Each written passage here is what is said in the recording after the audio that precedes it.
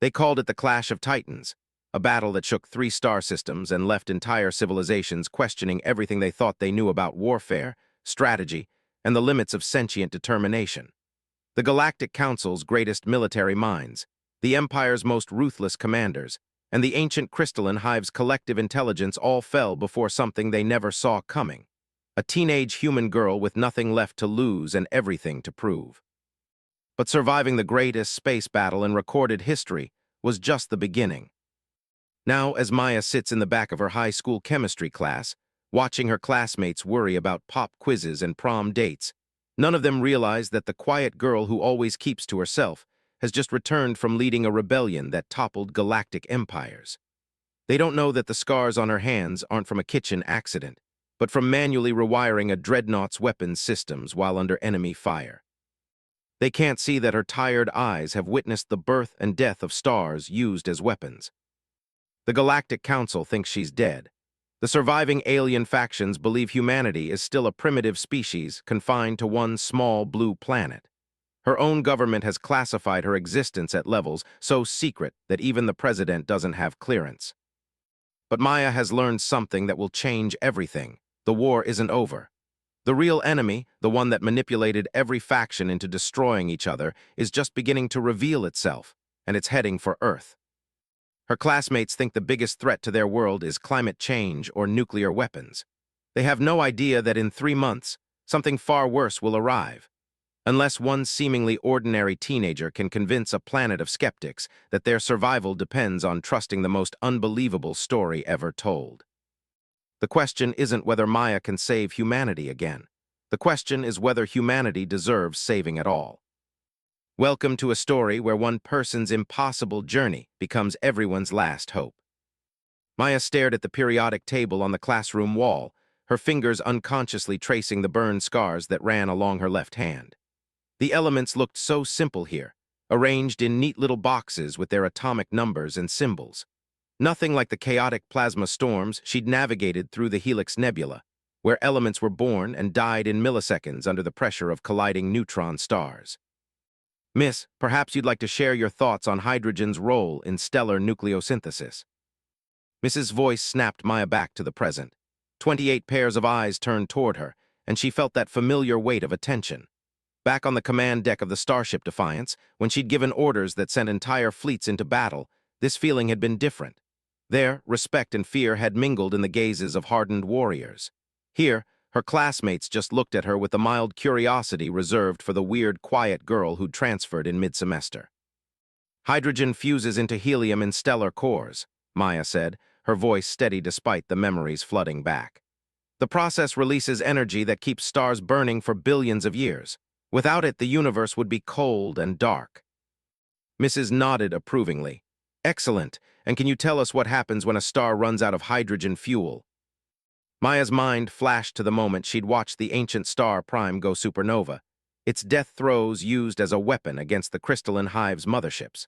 She'd been the one to calculate the blast radius, to determine how close they could position their fleet to harness the explosion's energy without being destroyed themselves.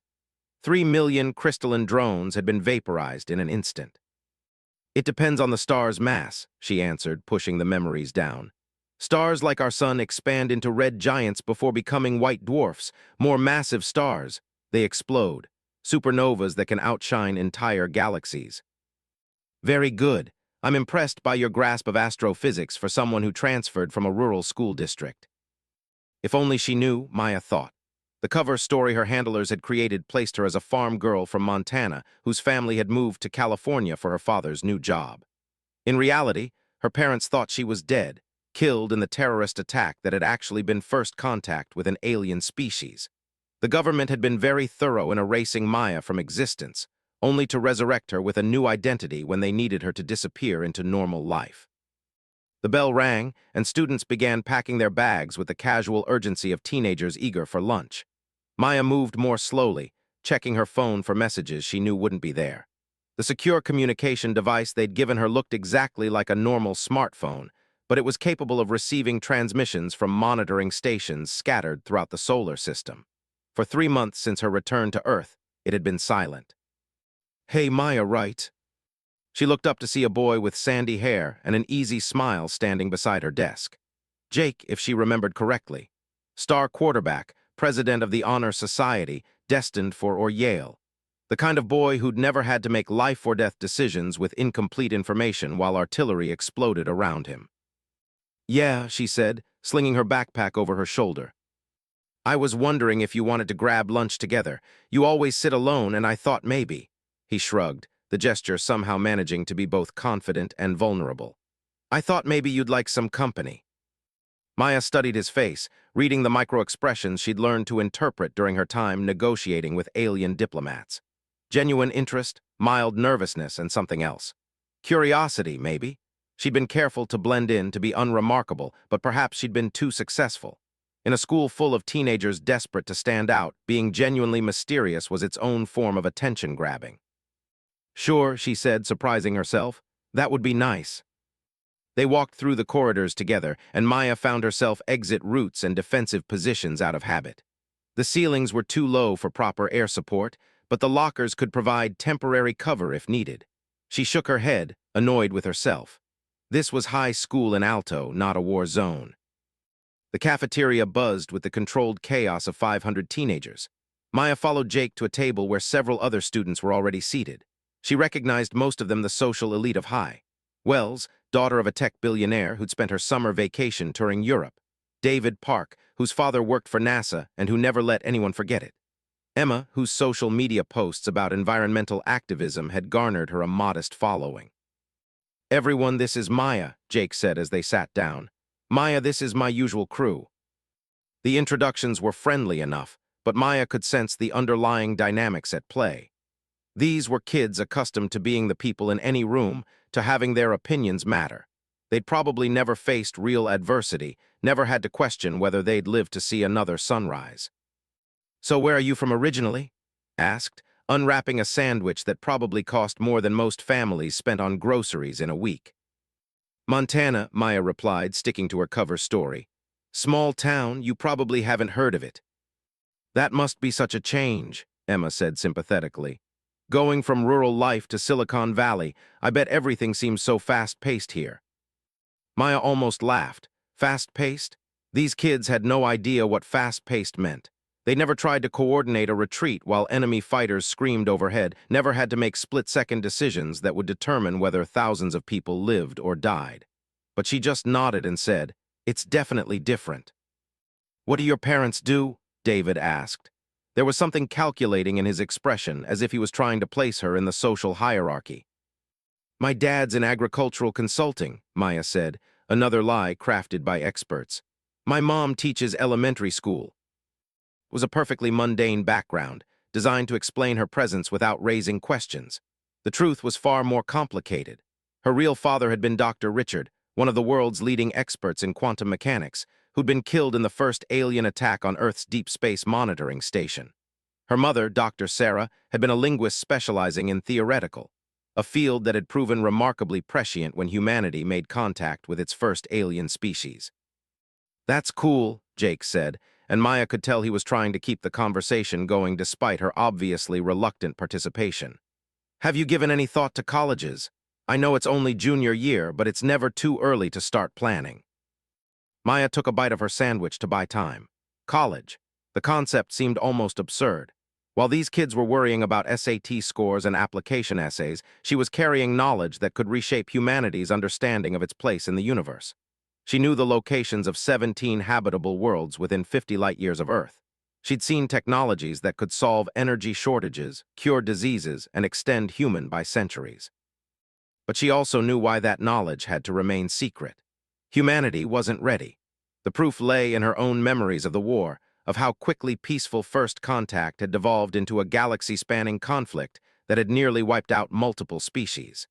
Given access to advanced alien technology too quickly, humans would likely use it to destroy themselves long before they matured enough to use it responsibly. "I'm thinking maybe pre-med," she said finally. It wasn't entirely a lie. The field medical training she'd received during the war had shown her the value of healing, of putting people back together instead of tearing them apart. "My sister's at medical school," David said. "She says it's incredibly competitive. You need perfect grades, amazing test scores, tons of extracurriculars. I'll manage, Maya said quietly. Something in her tone must have conveyed more confidence than intended, because raised an eyebrow. You sound pretty sure of yourself for someone who just transferred here. Maya felt that familiar tension between her cover identity and her real self. How could she explain that after commanding a fleet of starships in battles that spanned star systems, getting into medical school seemed like a relatively minor challenge? Instead, she just shrugged and said, "I work hard." The conversation moved on to safer topics: upcoming tests, weekend plans, gossip about teachers. Maya participated enough to avoid seeming antisocial, but part of her mind was elsewhere, analyzing potential threats and calculating response times. It was a habit she couldn't shake, this constant state of tactical awareness. She was pulled back to the present when her phone buzzed against her leg. A text message from an unknown number, but she recognized the code embedded in what looked like spam about mortgage rates. Priority Alpha. Report to Designation 7 immediately. Maya's blood ran cold. Priority Alpha meant imminent threat to planetary security. Designation 7 was the safe house in San Francisco where her handlers operated. Something had gone very, very wrong. "Everything okay?" Jake asked, noticing her expression. "Yeah, just my mom reminding me about a doctor's appointment this afternoon," Maya said, standing up. "I need to leave early today. Thanks for lunch, everyone. I'll see you tomorrow."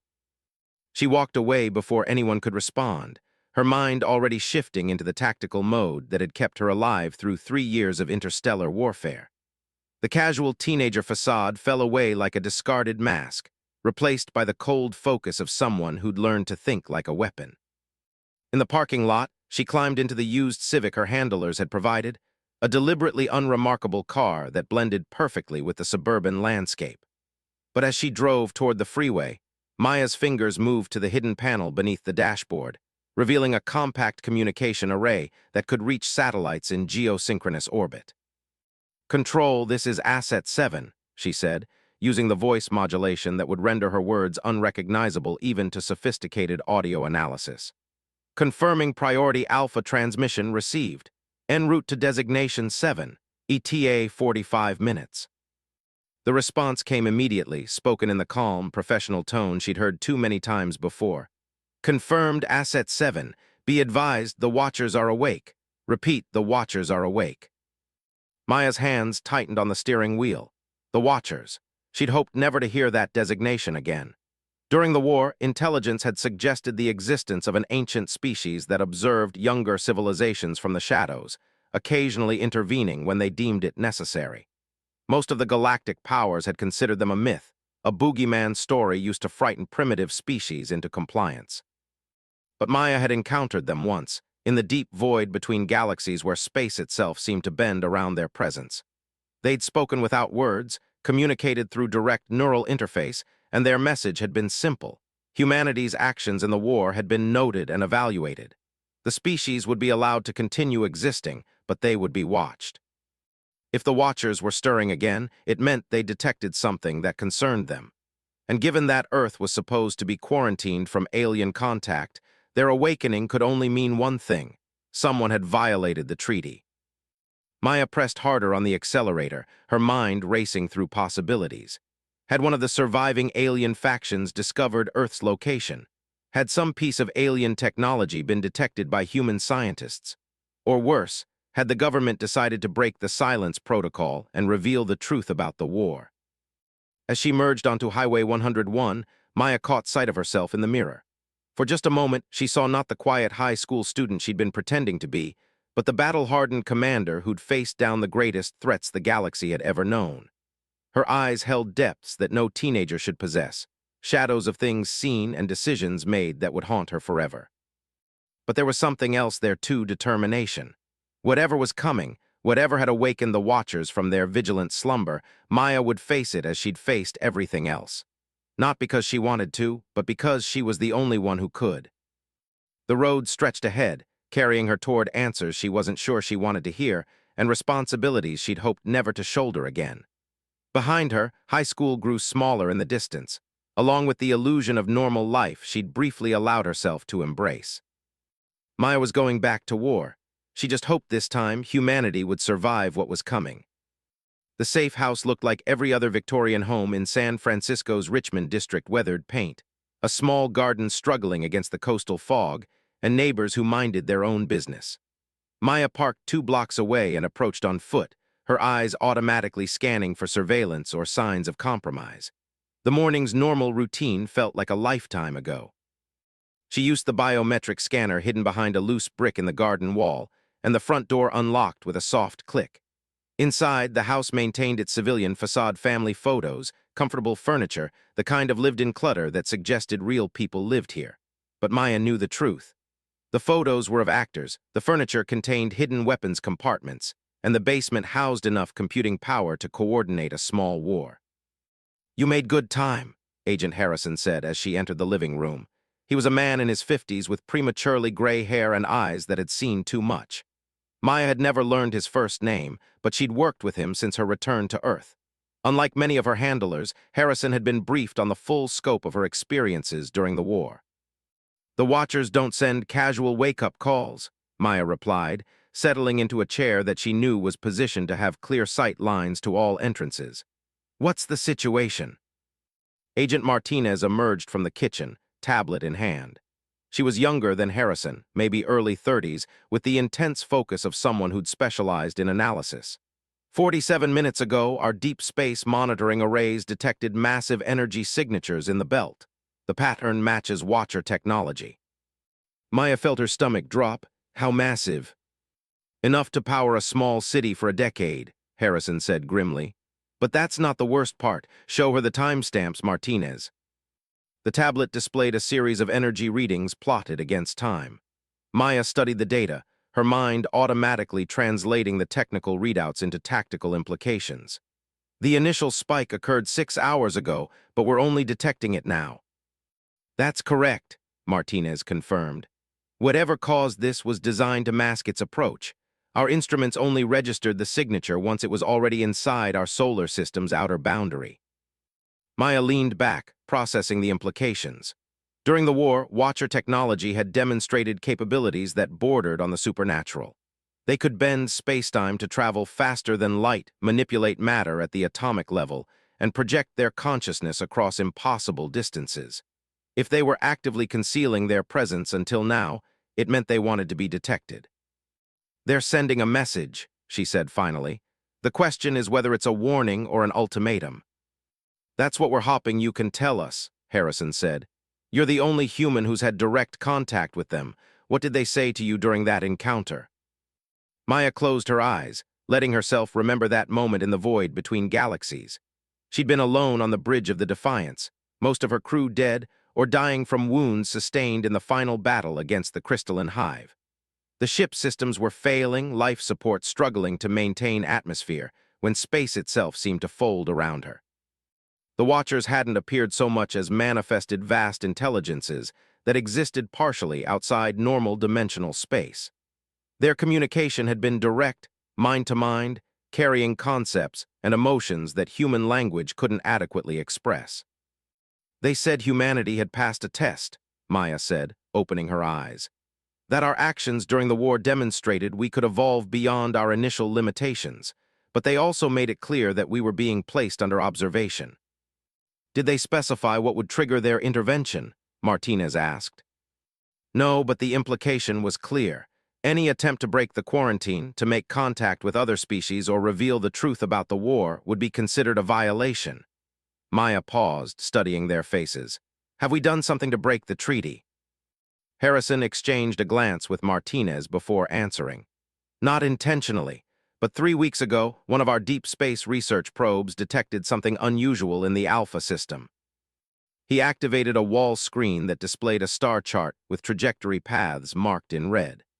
The probe was investigating potentially habitable exoplanets when it encountered what appeared to be artificial structures in orbit around. Maya studied the data, her blood chilling as she recognized the energy signatures. "Those aren't structures, they're ships, survivor ships from the war." "That was our assessment as well," Martinez confirmed. "The probe's analysis suggests these vessels have been drifting in that system for approximately 3 years, which matches the timeline of the war's conclusion." The question is whose ships they are, Harrison said grimly, and whether whoever survived is planning to come looking for Earth.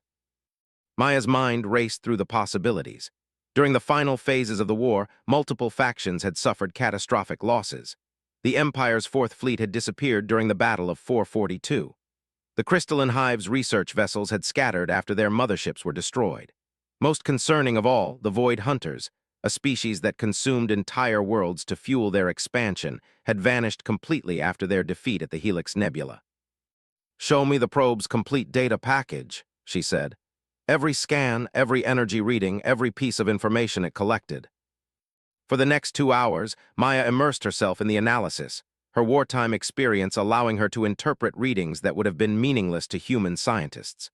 The ships were definitely alien in origin, but their power signatures were faint, suggesting either severe damage or minimal crew complements. Most importantly, they showed no signs of active weapon systems or propulsion. "They're refugees," she concluded finally. "Survivors looking for a place to hide and recover. The energy signatures match design principles, but they've been heavily modified with technology I don't recognize." "Refugees who might be preparing to move toward inhabited systems," Harrison pointed out, "including ours."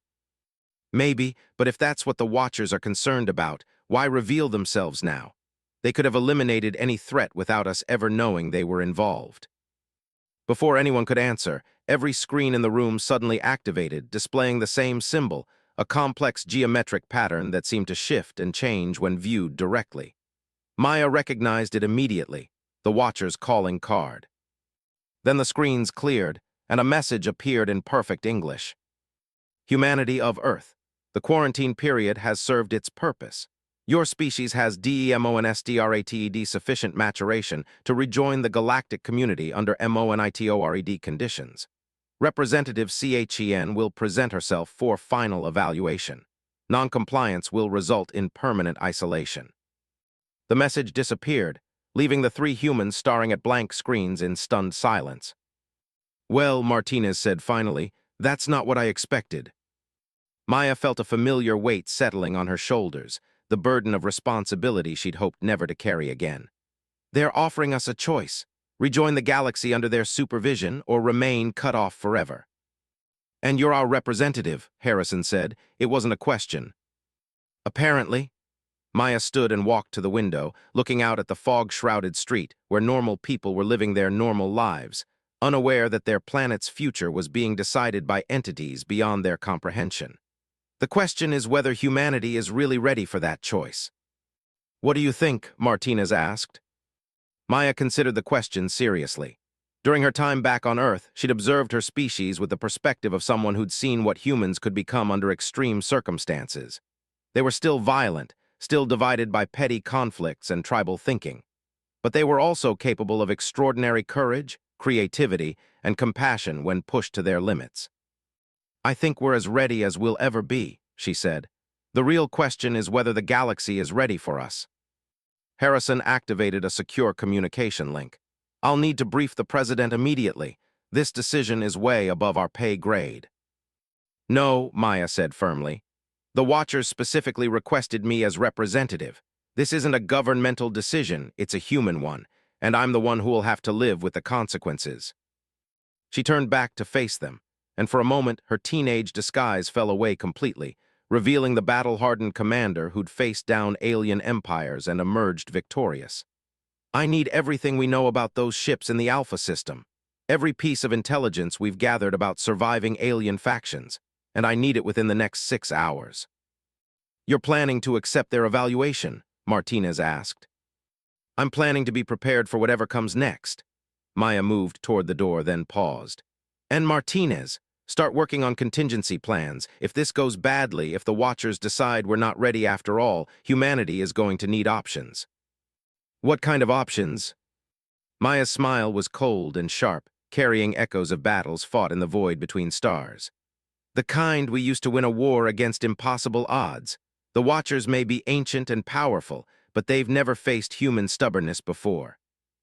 As she left the safe house, Maya's mind was already working through the tactical challenges ahead. The Watchers had given humanity a choice, but she suspected it wasn't the simple binary option it appeared to be. Ancient beings who observed civilizations across geological timescales didn't make spontaneous decisions. They planned in centuries, and their true motives were likely far more complex than a simple evaluation of human readiness. The refugee ships in Alpha were part of the equation, but Maya suspected they were just one variable in a much larger calculation. The Watchers had ended the quarantine now for a reason, and she doubted it was entirely altruistic.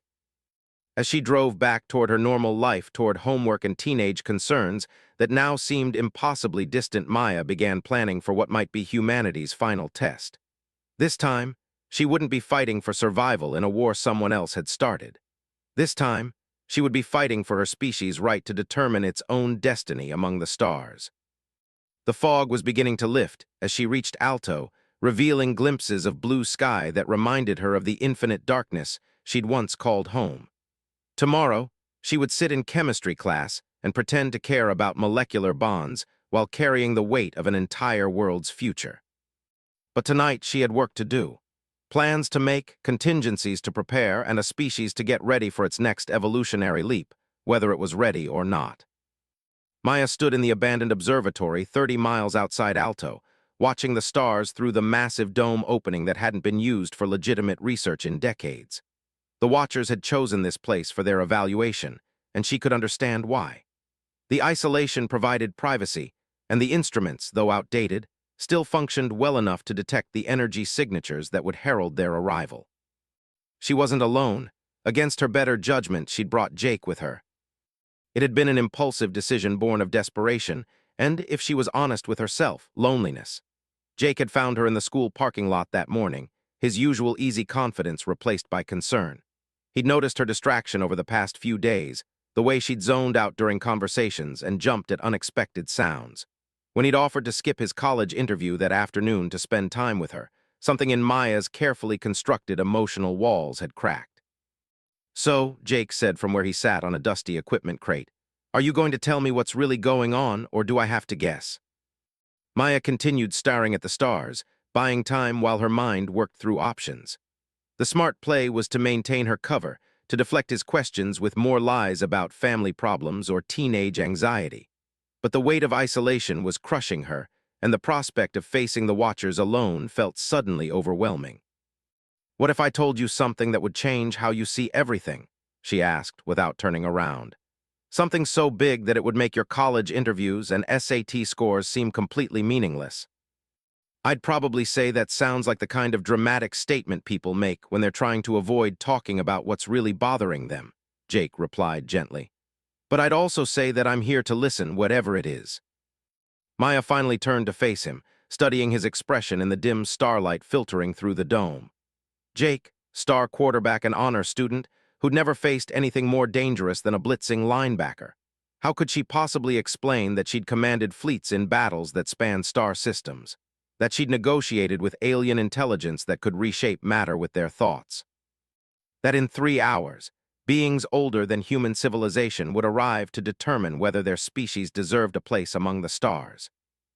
"My name isn't really Maya," she said finally. "I mean, it is now, but it wasn't originally. The girl you know, the transfer student from Montana with agricultural consultant parents, she doesn't exist. She's a cover identity created by the government to hide someone who shouldn't be alive." Jake's expression shifted from concern to confusion. "What do you mean, shouldn't be alive?" "I mean the real Maya died 3 years ago in what the world was told was a terrorist attack on a deep space monitoring station. Along with her parents and 17 other researchers who had the bad luck to be working on humanity's first contact with an alien species." The words hung in the air between them, and Maya watched Jake's face as he processed what she'd said. To his credit, he didn't immediately dismiss her claims as delusion or elaborate joke. Instead, he leaned forward, his attention focused entirely on her. "You're serious," he said. "It wasn't a question." "Completely serious. That terrorist attack, it was first contact gone wrong. The aliens who found us weren't hostile, but they were fleeing from something that was. When humanity tried to help them, we got dragged into a war that had been raging across the galaxy for thousands of years." Maya began walking around the observatory's perimeter, nervous energy driving her to movement. The government couldn't tell people the truth. Can you imagine the panic if they'd announced that Earth was under attack by hostile aliens? Society would have collapsed before the first enemy ship arrived. "So what happened to you?" Jake asked. "If Maya died in that attack, who are you?" "I'm what happened when a 17-year-old girl got thrown into a war zone and discovered she had a talent for strategy and an inability to quit." Maya stopped walking and looked directly at him. "I spent 3 years fighting in space, commanding ships and fleets, making decisions that determined whether entire species lived or died. I watched stars explode and civilizations fall. I became something that doesn't exist in any human context, a teenage veteran of an interstellar war." Jake was quiet for a long moment, processing her words. When he spoke, his voice was steady despite the incredulity in his eyes. "Prove it." Maya smiled grimly. "You're about to get more proof than you bargained for. The beings we're about to meet. They're called the Watchers. They're older than human civilization, and they've been observing our species since we first looked up at the stars. Tonight, they're here to decide whether humanity gets to join the galactic community or remains isolated forever. And they're coming here, to this observatory. In about 2 hours. They chose me as humanity's representative, probably because I'm the only human who's had direct contact with them before." Maya checked her watch, feeling the familiar pre-battle tension building in her chest. "Jake, I need you to understand something. After tonight, assuming we both survive it, you can never speak about any of this to anyone. The people who created my cover identity have resources you can't imagine, and they won't hesitate to protect their secrets." "Are you threatening me?" "I'm warning you. There's a difference." Maya's expression softened slightly. "I brought you here because I didn't want to face this alone and because I've spent 3 months pretending to be a normal teenager, and you're the only person who's made that feel real. But if you want to leave, you should do it now, before it's too late to maintain plausible deniability." Jake stood up, walking over to stand beside her at the dome opening.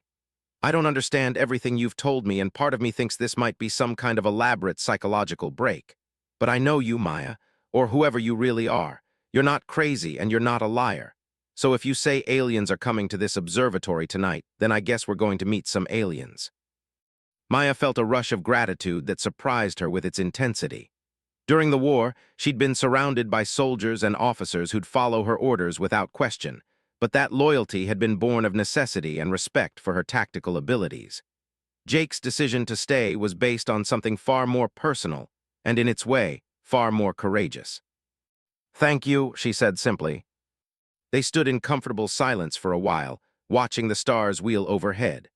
Maya found herself remembering other moments of quiet before battle, when the crew of the Defiance would gather on the observation deck to watch distant suns and prepare themselves mentally for what was coming. The ritual of contemplation before action, the human need to find meaning in the face of the unknown. "Can I ask you something?" Jake said eventually. "Go ahead. During the war, when you were commanding ships and fighting battles, did you ever think about what you do after, about coming back to normal life?" Maya considered the question. "I thought about it constantly. I dreamed about sitting in a classroom, worrying about homework and tests instead of whether my next decision would get people killed. I wanted normal so badly it physically hurt. And now that you have it, now I realize that normal is something you can visit but you can't stay. Too much has changed. I've seen too much, done too much. The girl who could be satisfied with high school concerns died somewhere in the void between galaxies." Before Jake could respond, the air inside the observatory began to shimmer, like heat waves rising from summer asphalt. Maya felt the familiar sensation of space-time bending around them, reality becoming flexible as the Watchers announced their presence. "It's starting," she said, moving to the center of the dome. "Whatever happens, don't try to communicate with them directly. Let me handle all the interaction." "Why, what could happen?" "Human minds aren't built to process their form of consciousness directly. At best, you'd be catatonic for a few days. At worst—" Maya didn't finish the sentence. Some knowledge was too dangerous to share. The shimmering intensified, and then they were there, not appearing so much as becoming present in a way that made Maya's eyes water. The Watchers existed partially outside normal dimensional space, their true forms visible only as geometric patterns of light that shifted and changed according to principles that hurt to contemplate. When they spoke, it was directly into Maya's mind, their words carrying harmonics of meaning that human language couldn't capture. "Representative, You have fulfilled your role adequately during the observation period. Thank you, Maya replied aloud, partly for Jake's benefit and partly to maintain some sense of human agency in the conversation. Though I notice you didn't specify what I was being observed for. Your species' capacity for integration into the galactic community. The results have been instructive. Maya felt a chill that had nothing to do with the observatory's temperature. Instructive how? During the war, humanity demonstrated tactical adaptability and ethical flexibility that suggested potential for coexistence with other species. However, your subsequent behavior has revealed concerning limitations. What limitations? Maya kept her voice steady, but she could feel the conversation heading toward dangerous territory. Upon returning to you chose isolation and deception rather than preparing your species for the revelations that await them. You have learned to hide among your people rather than lead them toward growth. This suggests that human psychology may be fundamentally incompatible with galactic society. Maya felt anger building in her chest, the same cold fury that had driven her through impossible battles against overwhelming odds. You're judging humanity based on the actions of one person, based on choices I made while trying to process trauma that no human should have to experience. We judge based on the actions of the individual we deemed most representative of human potential. If you cannot adapt to expanded consciousness, how can your species as a whole be expected to do so? Because I'm not my species, Maya said firmly. I'm one person who's been carrying the weight of an entire world's secrets for 3 months. You want to see human potential? Give me the chance to show you what happens when humans face a challenge together instead of asking one person to bear it alone. The geometric patterns of the Watcher's presence shifted, and Maya sensed something that might have been curiosity. Explain your proposal. Maya glanced at Jake, who was staring at the patterns of light with fascination rather than the terror she'd expected. His mind was strong enough to process the Watcher's presence without breaking, which suggested something about human adaptability that she hadn't considered. The refugee ships in Alpha, she said. They're survivors from the war looking for a place to rebuild. Bring them here. Let humanity meet them as equals, not as subjects or protectors, but as fellow refugees trying to find their place in a dangerous galaxy. Give us a chance to prove that we can coexist, learn from each other, grow together. Such contact carries significant risk.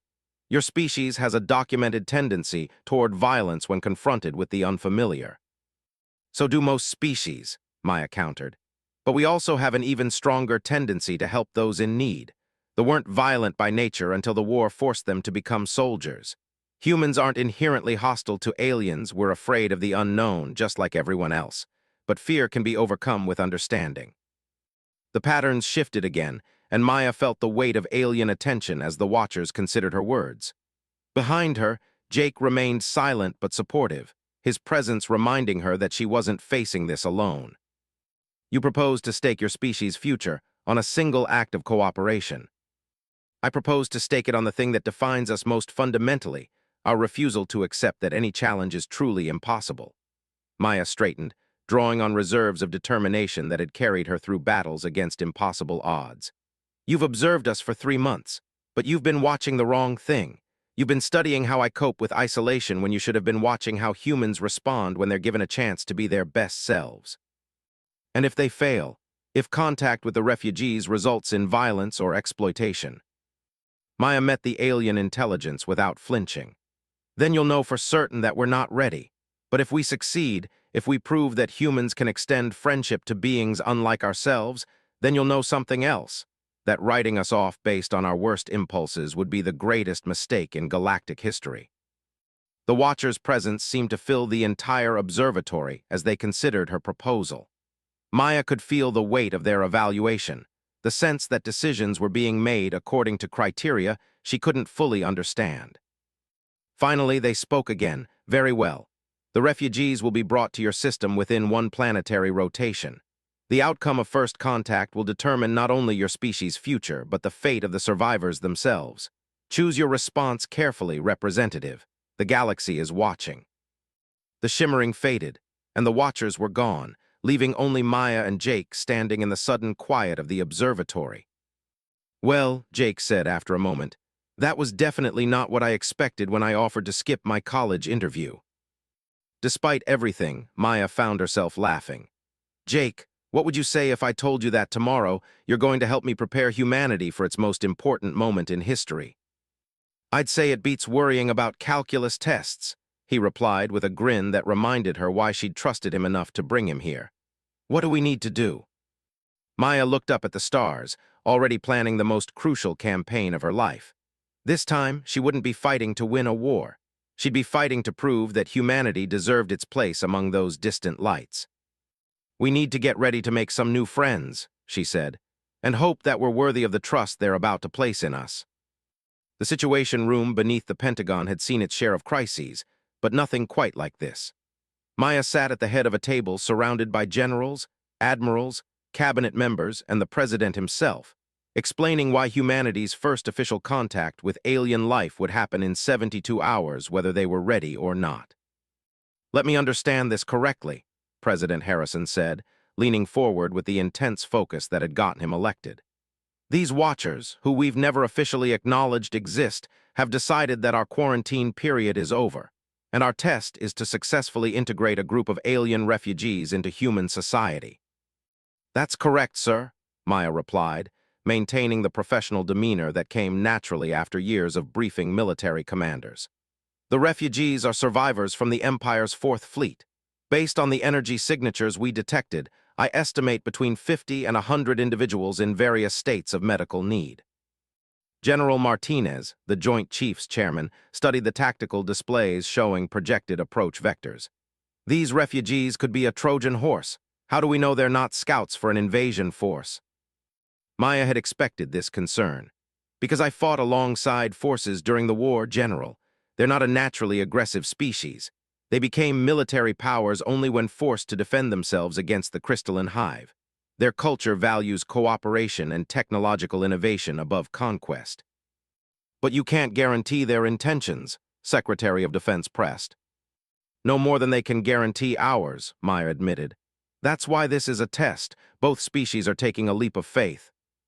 The president turned to Dr. Sarah, his science advisor. Doctor, what's our assessment of the risks involved? Doctor consulted her tablet before responding. From a technological standpoint, the refugees represent both opportunity and danger. Biotechnology is centuries ahead of ours. They could help us solve medical challenges we've been working on for decades. But they could also introduce pathogens or technologies we're not equipped to handle safely. What about the political implications? The president asked his chief of staff. Catastrophic if mishandled, came the honest reply. We're talking about revealing the existence of alien life to the global population without any preparation period. The social and economic disruption could be enormous. Maya listened to the discussion swirl around the table, watching seasoned political operators struggle with concepts that had become second nature to her during the war. They were thinking in terms of national security and political advantage when they needed to be thinking about species survival. With respect, she interjected during a pause in the conversation, you're approaching this from the wrong angle.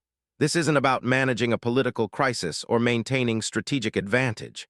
This is about proving that humanity can evolve beyond its current limitations. Explain, the president said. Maya stood and activated the holographic display system, showing a three-dimensional map of local stellar space. During the war, I learned that successful species don't survive through strength or cunning alone. They survive through adaptability and cooperation. The galaxy is full of the ruins of civilizations that couldn't learn to work with others. She manipulated the display to show the scattered remnants of dead civilizations, worlds that had been powerful and proud until their inability to adapt led to extinction. The Watchers aren't just testing our capacity for peaceful first contact. They're evaluating whether we can transcend the tribal thinking that limits most young species. And if we fail, asked the Secretary of Homeland Security. Then Earth becomes a museum, Maya replied bluntly. The Watchers will maintain our quarantine permanently, preserving us as an example of a species that couldn't mature beyond its primitive instincts. We'll never leave this solar system, never join the galactic community, never realize our potential as a spacefaring civilization. The room fell silent as the implications sank in. Finally, the president spoke. What do you need to make this work? Maya had been preparing for this question since leaving the observatory. First, we need to establish a secure location for initial contact, somewhere isolated but with full medical and communication facilities. I recommend Edwards Air Force Base. It's remote, secure, and has the infrastructure we need. General Martinez nodded. That can be arranged. What else? A small team of specialists, linguists, cultural anthropologists, medical personnel. People who can approach this with open minds and professional expertise rather than fear or prejudice. And the public, the president asked. How do we prepare 7 billion people for the revelation that they're not alone in the universe? Maya had given this considerable thought. We don't. Not initially. We establish successful contact first, then gradually reveal the truth through carefully managed disclosure. The refugees themselves can help with this process. Seeing actual aliens cooperating with humans will do more to acceptance than any government announcement. That's a massive risk, the chief of staff pointed out. If word leaks before we're ready. Then we adapt, Maya said firmly. One thing I learned during the war is that perfect plans don't survive contact with reality. What matters is having the right people in place and the flexibility to adjust as circumstances change. The president studied her for a long moment, and Maya could see the weight of decision-making settling on his shoulders. She recognized the expression from her own experience, the moment when a leader realizes that all the options are risky and the only choice is which risk to take. Doctor, he said formally, I'm authorizing Operation Welcome Home under your direct supervision. You'll have whatever resources you need and full authority to make tactical decisions. The success or failure of this mission is on your shoulders. Understood, sir, Maya replied, feeling the familiar weight of command settling around her like an old coat. As the meeting broke up and officials hurried away to implement her requests, Maya remained behind with Agent Harrison, who had been observing from the back of the room. Quite a performance, he said as the room emptied. Think it will work? I think it has too, Maya replied, because the alternative is the end of human expansion into space. And personally, how are you holding up? Maya considered the question. For months, she'd been struggling with the isolation of carrying impossible knowledge, the disconnect between her true self and the teenager she pretended to be. Now, facing the challenge ahead, she felt something she hadn't experienced since returning to Earth purpose. I feel like myself again, she admitted, whatever that means anymore. Harrison smiled. It means you're ready for what's coming. The question is whether humanity is ready for you. 3 days later, Maya stood in the control tower at Edwards Air Force Base, watching the desert sky for the first signs of alien contact. The refugee ship had been detected crossing the orbit of Mars 12 hours earlier, its approach steady and non-threatening. Ground crews had prepared a landing area equipped with environmental support systems designed to accommodate non-human physiology. The team Maya had assembled was small but diverse. Doctor, who'd been briefed on alien physiology. Doctor, a linguist who specialized in communication theory. Captain Sarah, no relation, despite the shared surname, a medical officer with experience in emergency trauma care. And Jake, who'd insisted on being part of the contact team despite having no relevant expertise beyond an open mind and the trust Maya placed in him. Contact in 30 minutes, came the report from the tracking station. Ship is maintaining approach vector and responding to our navigation signals. Maya activated her communications link to the team positioned around the landing area. Remember, these are refugees who've been drifting in space for 3 years. They're probably scared, definitely desperate, and may be in medical distress. Our job is to demonstrate that Earth can be a safe haven for those who need it. What if they're not friendly? Captain asked over the comm. Then we deal with that too, Maya replied. But we go in assuming the best while preparing for the worst. The alien ship became visible as a silver gleam against the blue sky, growing larger as it approached the designated landing area. Maya had seen vessels before, but experiencing one's arrival from a human perspective was entirely different. The ship was beautiful in its alien geometry, flowing curves and organic lines that suggested technology grown rather than built. The landing was gentle, almost delicate, as the ship settled onto the reinforced concrete with barely a sound. Steam vented from cooling systems, and atmospheric processors began the delicate work of equalizing pressure between the ship's interior and Earth's environment. Atmospheric readings are stable, Doctor reported. The ship's environmental systems are compatible with human physiology. Maya watched the ship's main hatch begin to cycle open, knowing that the next few minutes would determine the future of both species. Through her earpiece, she could hear the steady breathing of her team members, the tension of people preparing for a moment that would change everything. The first to emerge was clearly injured, moving slowly and supporting themselves against the ship's hull. They were humanoid but taller than average humans, with elongated limbs and features that suggested aquatic ancestry. Their skin had a translucent quality that showed the circulatory system beneath, and their eyes were large and multifaceted like a dragonfly's.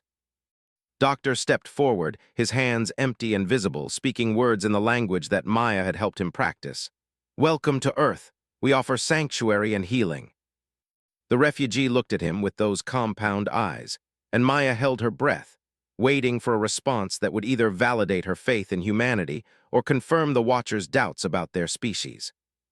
Then they spoke, their voice carrying harmonics that human vocal cords couldn't produce, but that universal translators could interpret. "We thank you for your kindness. We have traveled far and lost much. If Earth will have us, we offer our knowledge and friendship in return." Maya felt tears she didn't expect streaming down her face as more refugees emerged from the ship, each one greeted by human medical personnel with open hands and offers of help. This was what she'd fought for during the war, not victory over enemies, but the possibility of different species finding common ground in their shared hope for something better. In the distance, she could see news helicopters beginning to circle, drawn by reports of unusual activity at the base. Soon, the secret would be out, and humanity would learn that it was no longer alone in the universe. But for now, in this moment, Maya watched her species take its first steps toward proving that it deserved a place among the stars. And for the first time since returning to Earth, she felt like the girl who'd dreamed of exploration and discovery rather than the soldier who'd learned too much about war. "Control, this is Maya," she said into her comm. "First contact is successful, let's make history." 6 months after first contact, Maya stood before the United Nations General Assembly, no longer pretending to be a normal teenager. The world knew her story now, the girl who'd led humanity through an interstellar war and then fought to secure their place in the galactic community. The revelation had caused upheaval, protests, and celebration in equal measure, but humanity had proven more adaptable than anyone had expected. "The integration of our refugees has exceeded all projections," Maya said to the assembled delegates, her voice carrying clearly through the vast hall. "Their biotechnology has already led to breakthrough treatments for cancer, Alzheimer's disease, and genetic disorders that have plagued our species for. In return, human innovation in quantum computing and propulsion systems has helped them repair their damaged vessels." She gestured to the viewing gallery, where Ambassador sat alongside the other refugee leaders who had chosen to remain on Earth. These translucent features showed what Maya had learned to recognize as cautious optimism, an expression that had become common among the aliens as they watched humanity grapple with the reality of galactic citizenship. "But the true measure of our success isn't technological," Maya continued. "It's social. In Los Angeles, human doctors work alongside healers in clinics that serve both species.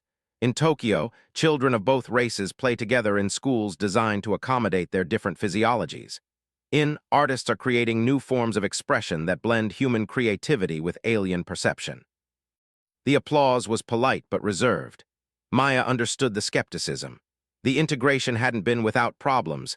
There had been protests, incidents of xenophobia, and political movements demanding the aliens' removal from Earth. But there had also been moments of profound connection that gave her hope for the future. She thought of Jake, who had become one of the first human students to enroll in the biotechnology program at the newly established university. He traded his football scholarship for a chance to study healing techniques that could regenerate damaged nerve tissue. His enthusiasm for learning had become infectious, inspiring other young humans to look beyond their fear of the unknown. "The Watchers have been observing our progress," Maya announced, causing a stir throughout the assembly. "Yesterday, they delivered their assessment of humanity's readiness for full galactic citizenship." She paused, letting the tension build. These moments of revelation had become part of her role as humanity's unofficial ambassador to the greater universe, the bridge between the species she'd grown up with and the one she'd learned to understand through trial by fire. They have agreed to sponsor our membership in the Galactic Cooperative Council with a probationary period of 50 Earth years. During this time, we will have access to interstellar trade networks, educational exchanges, and collaborative research programs. We will also be eligible for defensive alliances should our world come under threat. The applause was much more enthusiastic this time, but Maya raised her hand for silence. This achievement comes with responsibilities, she continued. We are now accountable to galactic law, which prohibits aggressive expansion, exploitation of less developed species, and the use of certain weapon technologies. We must prove that human ambition can be channeled toward exploration and cooperation rather than conquest. In the months since first contact, Maya had worked tirelessly to prepare humanity for this moment. The revelation of the galactic community had triggered a renaissance of scientific and cultural development as humans realized they were part of something much larger than their small blue world. Universities had established programs, governments had created relations departments, and entrepreneurs had begun developing products designed for multi-species markets. Not all the changes had been smooth. Religious groups struggled to incorporate alien existence into their worldviews, economic systems had to adapt to the possibility of interstellar trade, and military planners had to defend strategies for a universe full of potential threats and allies. But humanity had shown the same adaptability that had carried them through the war years, the ability to embrace change rather than fear it. After the assembly session, Maya walked through Central Park with Ambassador, enjoying the late autumn afternoon. They moved with the fluid grace of their species, their compound eyes tracking the movement of birds overhead with fascination. Your people continue to surprise me, said in accented English.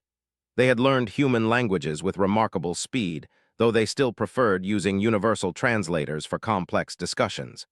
When we first detected our analysis suggested a species locked in primitive territorial conflicts. We expected resistance to change. We're full of contradictions, Maya admitted. We fight over resources while dreaming of exploration. We build walls while yearning for connection. The key is understanding which aspect of human nature to appeal to. And you chose to appeal to our best instincts rather than our worst fears. I chose to trust that our best instincts are stronger than our worst impulses, Maya corrected, though it was a close call sometimes. They paused beside the pond where children of both species were feeding ducks. A human girl was explaining to a young why the birds quacked differently when they were hungry versus when they were startled. The alien child listened with the intense focus their species brought to learning, occasionally asking questions that demonstrated a completely different way of understanding animal behavior. The children adapt fastest, observed. They do not carry the fear that makes their elders suspicious of difference. That's our hope for the future, Maya said. A generation that grows up thinking of cooperation as normal rather than miraculous. Her phone buzzed with an encrypted message from Agent Harrison. Priority beta significant but not urgent. Maya scanned the text quickly, then smiled. Good news? Asked, noticing her expression. The Trade Confederation wants to establish a diplomatic mission on Earth, Maya said. They're particularly interested in human music and literature. Apparently, our cultural exports are becoming popular in their territory. It was a development that perfectly illustrated how first contact had exceeded everyone's expectations. Instead of the catastrophic clash of civilizations that many had feared, the integration of alien refugees had opened doorways to cultural exchange that enriched both species. Human jazz was being adapted for hearing ranges, while their meditation techniques were helping humans achieve new levels of mental clarity.